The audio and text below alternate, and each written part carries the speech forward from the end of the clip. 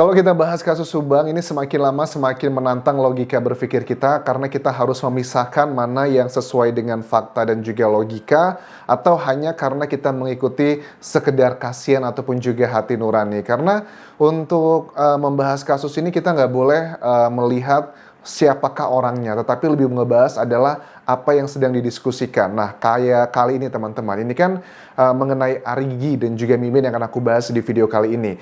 Ini ada foto yang beredar di sejumlah media massa, misal dari Tribun ini ya, tentang mobil. Ini aku lihat dari akun Facebooknya bernama Widasari, ada tangkapan di depan rumahnya Mimin, dugaannya.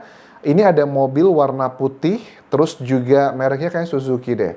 Terus apa hubungannya sama kasus ini? Ya ini berhubungan dengan statementnya Arigi beberapa waktu lalu, yang dia mengatakan bahwa memang betul anaknya Ibu Mimin itu antara Arigi atau Abi. Kita nggak tahu yang clear mana, tapi yang pasti salah satunya. Atau bahkan keduanya, kita nggak tahu clear yang mana. Tapi yang jelas dikatakan Arigi, Ibu Mimin tuh pernah membuatkan SIM A buat putranya, tapi Arigi bilang bahwa kedua putranya ini tidak ada yang bisa nyetir. Kita agak kurang percaya dengan hal tersebut. Buat apa kalau punya SIM A tapi nggak bisa nyetir? Ya kalaupun memang belum bisa nyetir, aku baca komentar kalian bahwa aku juga sama Anjas, aku juga bayar calo gitu buat SIM A dan aku nggak bisa nyetir. Tapi kan kalian ada rencana kan mau nyetir, oh karena mungkin tahun depan aku mau nyetir deh. Kan SIM A itu kalau nggak salah sama SIM C kan berlakunya berapa tahun sih? 5 tahun ya kalau nggak salah ya, atau 2 tahun. Kayaknya 5 tahun ya. Sudah lama aku nggak punya SIM di Indonesia. Kurang lebih ya 5 tahun kayaknya ya SIM A itu berlakunya. Paling nggak kalau memang buat bulan depan nggak mau nyetir atau mungkin tahun depan mau nyetir. Nah ini netizen ini berusaha menghubungkan bahwa jangan-jangan mobil ini adalah mobil yang memang menunjukkan bahwa putranya Bu Mimin, Abi berarti kan ya, yang di rumah tinggal, karena kan Arigi kegiatannya selalu di counter gitu. Dan counternya ini juga tertulis katanya di mobil tersebut, nama counternya, namanya itu apa sih, lorong sel. Katanya seperti itu. Ya nggak tahu, dari Tribun ini cukup yakin bahwa sepertinya ada banyak kejanggalan-kejanggalan yang juga menantang atau bertolak belakang dengan statement disampaikan oleh Arigi beberapa waktu lalu yang dia mengatakan bahwa kedua putra Bu Mimin tidak ada yang bisa menyetir dan juga ini sekaligus ingin membantah keterangan Danu yang kita lihat dalam prarekonstruksi.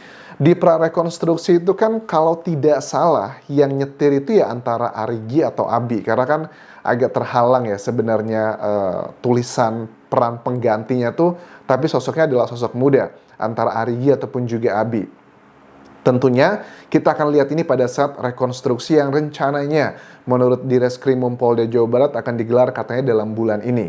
Nggak dalam minggu ini tapi dalam bulan ini. Mudah-mudahan itu yang beneran terwujud ya. Terus kan kok bisa dapat SIM A gitu? Ya kalau memang mereka tidak bisa nyetir, paling tidak kan ada rencana untuk menyetir gitu. Nah ya I don't know nih. Terus juga mengenai lokasi.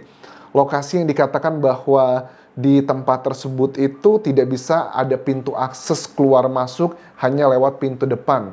Ya itu kan yang sekarang, kita nggak tahu 2 tahun 3 bulan yang lalu. Bahkan ada keterangan dari tetangganya Arigi yang mengatakan bahwa dia melihat Arigi katanya nutup pintu yang berisik banget ya, yang kayak digeser gitu.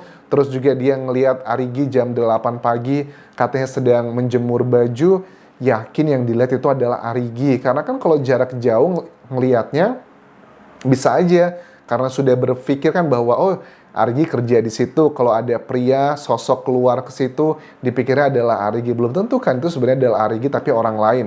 Itu juga sudah 2 tahun 3 bulan yang lalu. Plus juga kondisi di tetangganya Arigi itu kan mengatakan sekarang dia buka warung kan ya, tapi dulu dia belum buka warung.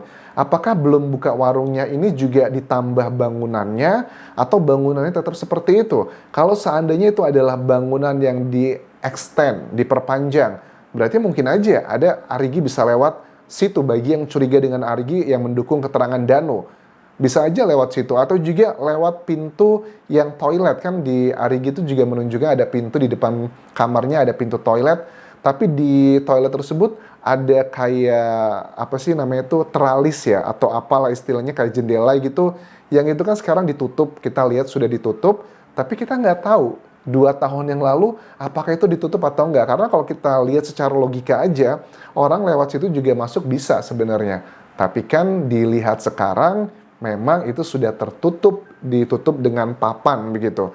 Kalau nggak ada papan itu kita bisa loncat dari situ. Jadi bukan area yang sama sekali nggak bisa dilewati kecuali yang aku bilang kan ya.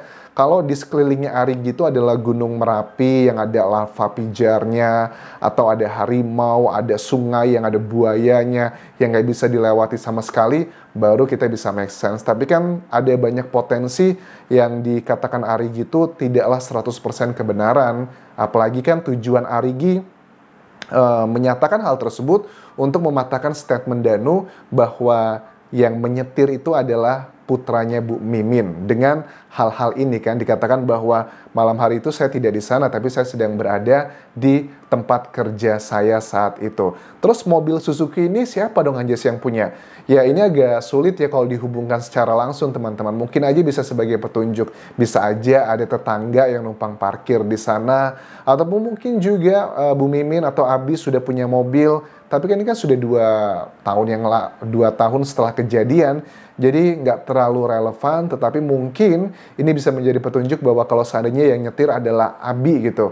Wah berarti Abi bisa nyetir dong gitu. Well, ini nggak terlalu relevan tapi bisa sebagai penasaran atau ekspresi dari netizen yang tidak percaya gitu dengan keterangan Arigi. Walaupun banyak juga kan yang percaya dengan keterangan Arigi, tapi ya terserah kalian ya. Itu nanti kan di bagian persidangan kita berdiskusi aja, it's fine gitu. Nah sekarang kita beralih mengenai Mimin ini. Mimin di wawancara terbaru ini juga mengatakan tentang yayasan kan ya. Karena kan yayasan ini didirikan di tahun 2008. Pernikahannya Bu Mimin dan juga Pak Yosep itu secara siri terjadi di tahun 2009. Bu Mimin mengaku bahwa di tahun 2009 sampai 2011 itulah dia berperan sebagai bendahara. Dan setelah dia selesai menjadi bendahara, dia digantikan oleh orang lain sebagai bendaharanya, tapi bukan Amel. Setelah orang tersebut baru Amel menggantikannya. Pada saat dia dipertanyakan oleh media ini bahwa bagaimana perasaan Bu Mimin sekarang menjadi tersangka, terus menjadi bulan-bulanan netizen, dikatakan bahwa saya harus tegar dan hadapi saja. Semoga cepat terungkap, tapi pelaku yang sebenarnya. Sudah nggak ada pilihan lain sih untuk Bu Mimin. Dia harus benar-benar fokus pada karakternya, bahwa dia harus menolak semua, membantah semua keterangan-keterangan Danu. Karena 2 putranya menjadi tersangka, suaminya juga menjadi tersangka. Jadi benar-benar dia harus fokus ini. Pokoknya dia benar-benar ngebuat dirinya, mendoktrin dirinya ya, bahwa dia tidak terlibat begitu. Bagaimana nggak terlibat lah, ngakunya nggak terlibat. Orang Danu udah mengatakan dengan jelas, ada Bu Mimin malam hari itu di kejadian tanggal 17 menuju ke 18 Agustus tersebut. Walaupun dalam prarekonstruksi kita nggak melihat Bu Mimin itu berada di luar ya, yang itu mengindikasikan bahwa Bu Mimin itu memang tidak terlihat sama Danu di luar, tapi cuma di dalam doang. Kita nggak tahu apakah di rekonstruksi dalam bulan ini, kata di Reskrimum Polda Jawa Barat, akan ditunjukkan di mana saja ke aktivitas Bu Mimin. Tapi kan itu baru satu alat bukti Anjas. Alat bukti lainnya apa nih buat Bu Mimin agar dia menjadi tersangkanya itu lebih masyarakatnya yakin gitu. Ya, menurut aku sih adalah keterangan antara satu tersangka dengan tersangka lainnya, misalnya Arigi, Abi, Yosep, Bu Mimin, keterangan-keterangan di BAP yang tidak masuk akal, yang tidak cocok seperti aku bahas mengenai isu misalnya adalah berhubungan badan tersebut ya. Kalau kalian sudah mengikuti, kalian sudah tahu apa maksudnya, itu juga sudah bisa menjadi salah satu bagian alat bukti loh. Dan masih banyak lagi rentetan-rentetan yang membuat Polda Jawa Barat yakin dan percaya diri bahwa Mimin ditetapkan sebagai tersangka. Nggak mungkin dong Polda Jawa Barat akan serta-merta menetapkan Mimin tersangka kalau nggak punya 2 alat bukti. Mereka ini punya pengacara loh teman-teman, bisa pra-peradilan. Seperti yang sedang diproses kan sekarang, katanya mereka akan ada pra-peradilan. Dan aku yakin sih jujur ya, secara aku lihat di atas kertas nih hitung-hitungan alat bukti semuanya, nggak usah khawatir lah Polda Jawa Barat. Aku yakin banget pada saat di persidangan nanti, aku yakin banget jaksa penuntut umum itu bakal banyak hal-hal yang menguatkan. dari temuan-temuan yang sudah ada selama ini. Ini kita baru dapatnya dikit loh sebenarnya di media. Aku yakin di penyidik itu sudah dapat datanya lebih banyak lagi. Tapi hati-hati loh, jangan sampai ada banyak dugaannya data-data yang sangat signifikan yang efek dari obstruction of justice. Kalau ada, menurut aku sih kemungkinan besar bakal ada obstruction of justice di sini, di mana kita ketahui ada oknum perwira juga yang sudah diperiksa sampai ke level Banpol, ada juga keterangan-keterangan yang sangat mencurigakan, bahkan ini nggak tahu ya, apakah sebenarnya hanya karena masalah keengganan ataukah petunjuk dari Tuhan. Kalian masih ingat kan ya dulu pada saat isu Banpol gitu kan ya, itu kan Kabid Humas Polda Jawa Barat ya kan, yang dulu pertama di awal tahun kejadian kasus ini, bukan yang sekarang, kan mengatakan bahwa tidak ada itu Banpol, itu semuanya tidak benar.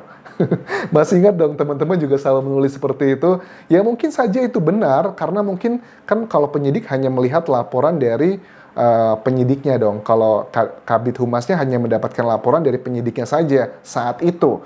Karena kan saat itu masih ditangani Polres Subang kan ya, baru sekurang lebih beberapa waktu kemudian diambil alih oleh Polda Jawa Barat. Bisa aja di media massa udah heboh dan udah ngomong di YouTube bahwa saya disuruh Banpol A, B, C, dan D, tapi di penyidiknya tidak ada tuh hal tersebut, makanya dicuekin aja kan. Makanya ya bukan berarti mereka terlibat, bisa aja mereka emang nggak mendapatkan laporan tersebut. Poinnya adalah aku curiga bahwa ada banyak data-data yang sudah dikumpulkan oleh penyidik ya dari level bawah yang di lapangan, pada saat sudah mau disampaikan ke dalam tahapan atas, itu banyak yang dibuang, dihapus-hapus dengan berbagai macam alasan, mungkin karena sudah lama saya lupa, atau berkasnya di Polres Subang dibawa ke Polda Jawa Barat, kececeran dan sebagainya. Itu yang aku duga menjadi salah satu bagian yang menyulitkan penyidikan kasus ini.